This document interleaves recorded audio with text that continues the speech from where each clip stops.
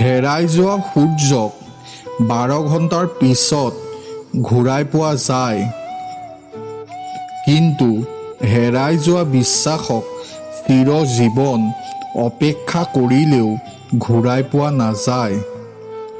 খঙে মানুহক অন্ধ কৰে, লোভে মানুহক সংকীৰ্ণ কৰে আৰু হিংসাই মানুহক ধ্বংস কৰে। সন্মানো পাব, ধনো ঘটিব। মা দেউতাক যত্ন আৰু সন্মান কৰক।